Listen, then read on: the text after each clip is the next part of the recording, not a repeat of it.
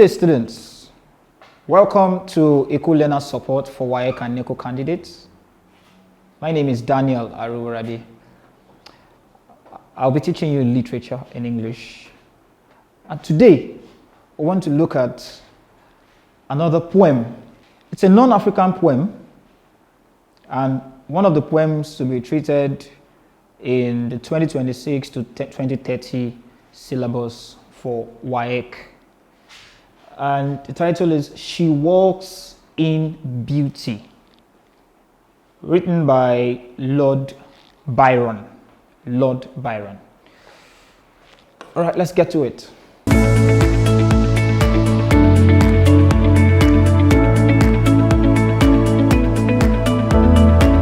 Eko Learners Support, a support program of the Lagos State Ministry of Basic and Secondary Education for WAEC and NECO candidates.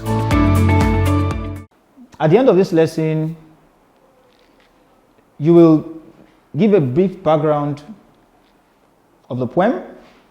You will discuss the themes of this poem, and you would also be able to explain and discuss the figures of speech used in the poem. Now let's go to the poem itself. She walks in beauty like night of cloudless climes and starry skies, and all that's best of dark and bright meets in her aspect and her eyes, thus mellowed to that tender light which heaven to gaudy day denies. One shade the more, one ray the less, half impaired the nameless grace which waves in every raven trees, or softly lightens o'er her face, where thoughts serenely sweet express how pure, how dear their dwelling place. And on that cheek and o'er that brow, so soft, so calm, yet eloquent, the smiles that win, the tints that glow, but tell of days in goodness spent, a mind of peace with all below, a heart whose love is innocent. Beautiful poem by Lord Byron. Let's look at a stanza by stanza analysis of the poem. First, you need to know that this is a lyrical poem that explores the themes of feminine beauty, the ideal or perfect beauty, and of course the beauty of nature.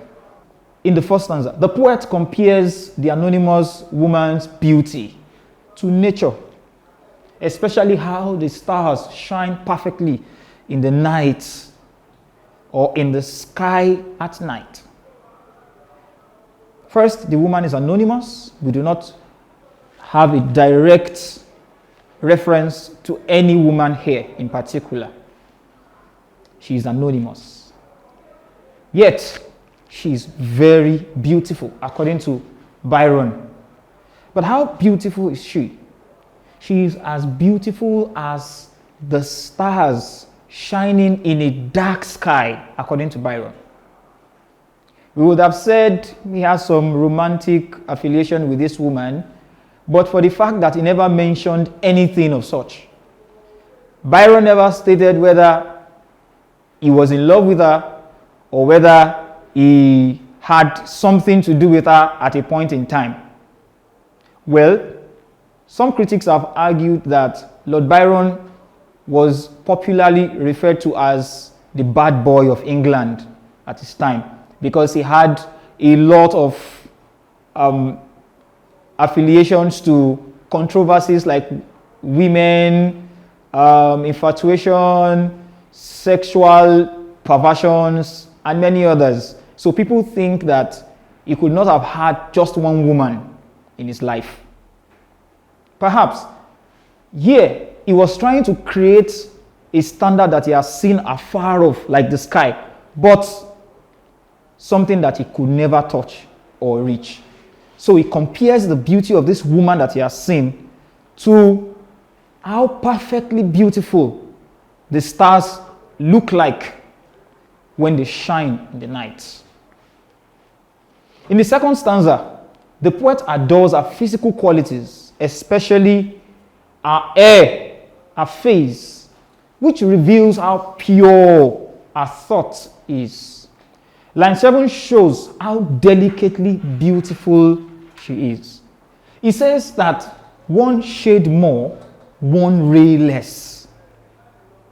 He tries to explain that her beauty is so perfect that if the creator, while creating her, had added an inch of darkness to her or one more inch of light, it would have distorted the beauty.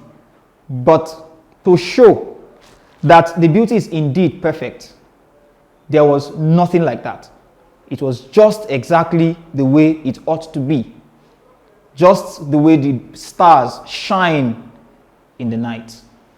And her beauty is so delicate that no one must actually touch or can even touch it. In the third stanza, the poet equates the soft, calm smile of her cheeks, her voice, and her beautiful makeup to the inner virtues of always being good to others, being at peace with everyone, including the people of the lower class, and possessing a pure heart which loves truly. This is characteristic of the romantic poets. Now, at a point, he says that the light that shows upon her cheeks, her face, everything can be compared to her innocence, her goodness, and how she relates with everyone around her. Showing how that even people of the lower class are respected by her. Here, he tries to draw a link between the beauty inside and the beauty on the outside, saying that her beauty is not just one of the face or cheeks, but the one on the face, the cheeks, and her smile is the result of the beauty that exists on the inside. And then it shows how beautiful she is on the inside by telling us that she is always good to people. Let's look at this again. It says, and on that cheek and over her brow, so soft, so calm, so eloquent. Now, apart from the fact that her cheeks are soft and calm, her brows glitter, just like when a woman, does makeup and she looks beautiful, And yet, even her voice, when she speaks, very eloquent and wonderful. She has a smile that wins people. She has a tint on her glow that is very beautiful. But he says all of these things that you see physically tells of how good she has been. So he says, tells of days in goodness spent and a mind at peace with all below. She is a peaceful woman. She is one who balances her class with those who are even lower than she is. She is very friendly. She's accommodating. She's everything that you can name as a virtue in a woman. He said, a heart whose love is innocent. She loves seriously and perfectly. And probably this is why Lord Byron raises her status to the perfect beauty. Things that it's not just about what we can see on the outside, but what comes from within. So here Lord Byron gives us an ideal and a perfect beauty. The perfect beauty, according to him, is one that comes from the inside and reflects on the outside. All right, so let's move on to the themes. Of course, we have mentioned some of them. Feminine beauty, that's the beauty of a woman naturally. Lord Byron chooses to tell what is beauty in itself through the picture of a woman, of a beautiful woman. That tells us that women are people who have the image of perfect beauty. And then ideal or perfect beauty, like I just explained, explaining that beauty is not one-sided. You can't find beauty on the outside alone. It has to be together with that on the inside, which are of the virtues of goodness, of love, that is innocent and pure. And then we have beauty as an expression of balance, just like I've explained now. Looking at it, talking about the fact that our makeup, the look on our face, and the brightness of our face, if one ray is added to it, there will be a problem. If one jot of darkness was removed, there will also be a problem. So there has to be a balance, just like the stars shine in the sky. So there is the beauty and expression of balance in the poem. Then also there is a link between beauty and virtue, just like I've explained under ideal or perfect beauty, and of course the beauty of nature. We saw pictures like the gaudy sun shining. We also saw the night, the cloudless night, and we saw the starry skies. We saw sky and we saw starry. That is a night full of stars as it shines. You know, nature is really beautiful. And then we have the use of poetic devices in this poem. First, we have the use of simile, because you know that simile is a comparison of two things using as and like. And then in line 1, we saw, it says, she walks in beauty like the night. Like the night.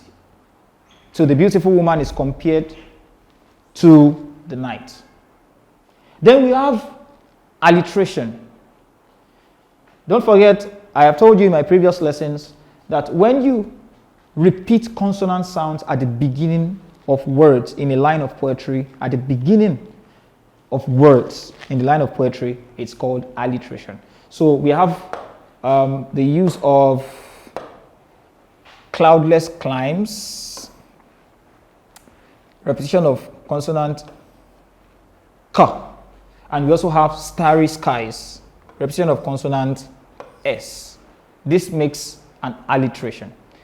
And then we also have other ones like day denies and serenely sweet. Now, we have another, antithesis. Antithesis. What an antithesis is the expression of two contrasting ideas in order to establish balance. In order to establish balance. Now, and this is the device he employs to tell us how beauty must be balanced with virtue. So he says, one shade more, one ray less. So he's saying that once you add a speck of beauty to that woman's beauty, then she will shine less. So it means that there is a balance. It must not be more than this in terms of the shade, that's the color of the woman, and it must not be less than this for the ray. There must be a balance. So he says one shade more, one ray less. There's a parallel structure to establish a truth. And then we have the use of symbols. In lines 9, the poet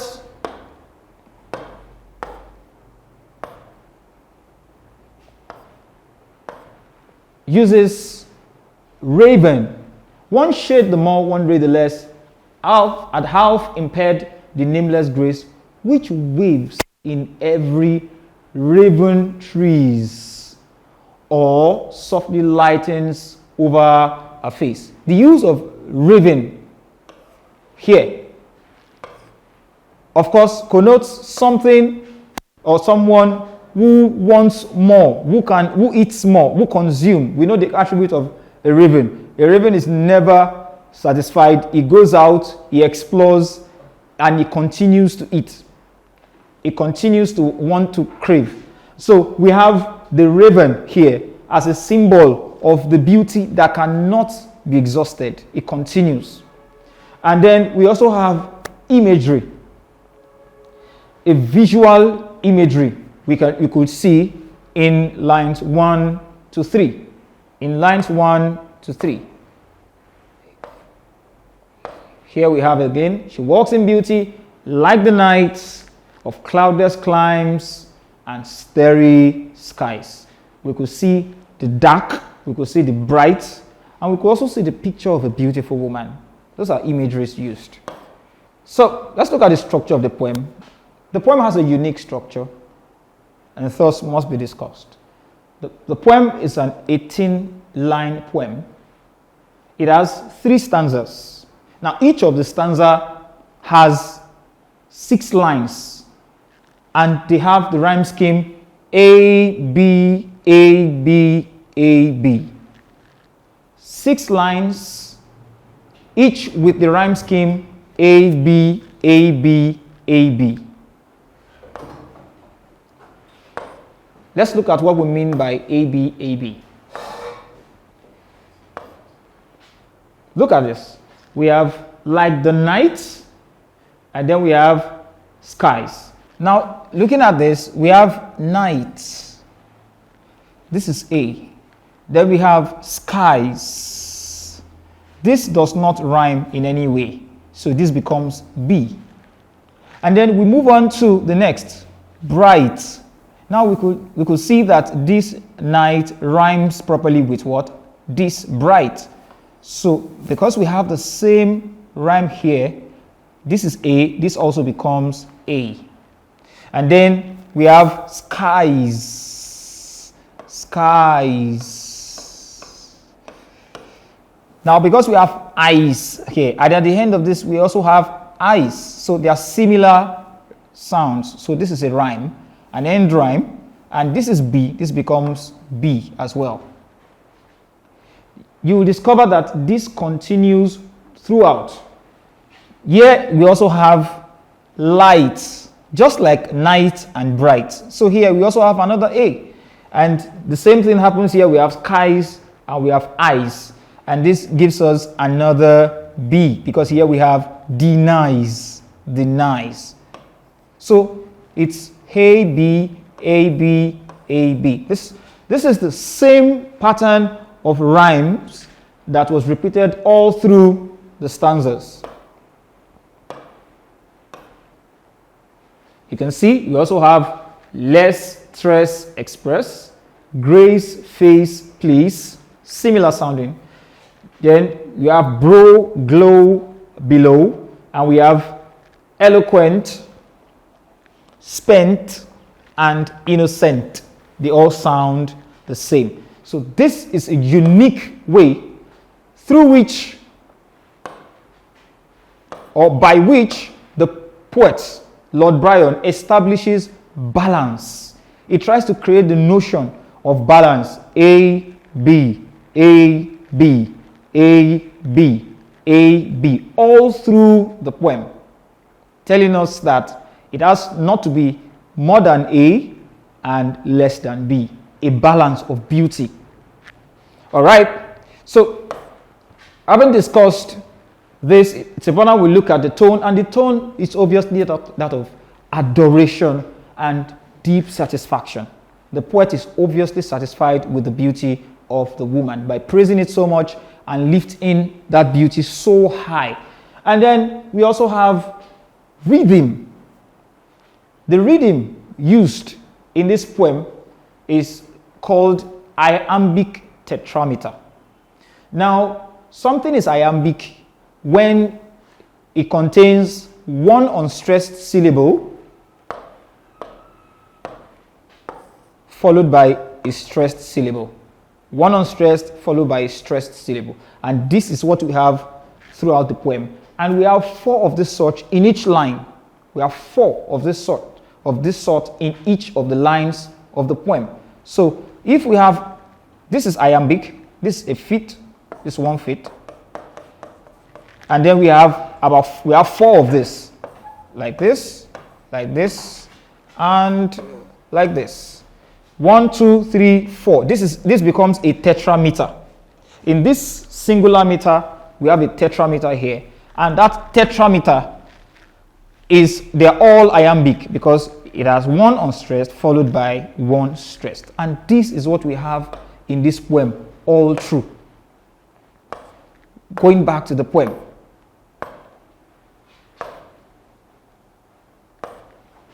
She walks in beauty like the night. She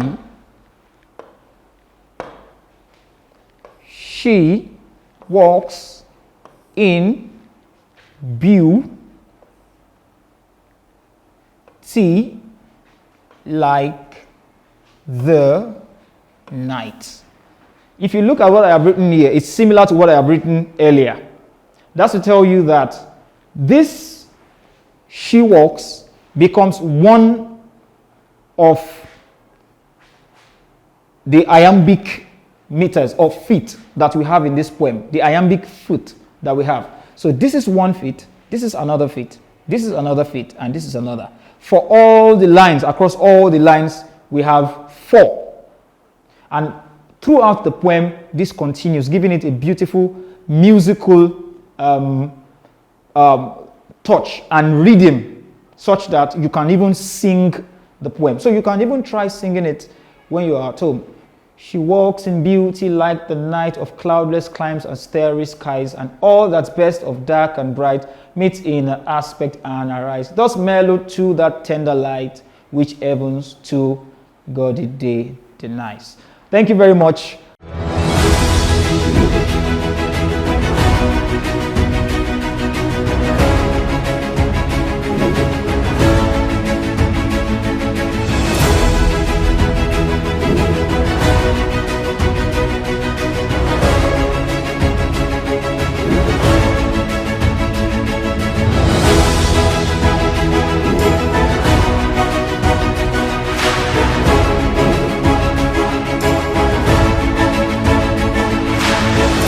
If you have questions, comments, or observations, you can reach us on our social media handles displayed on the screen.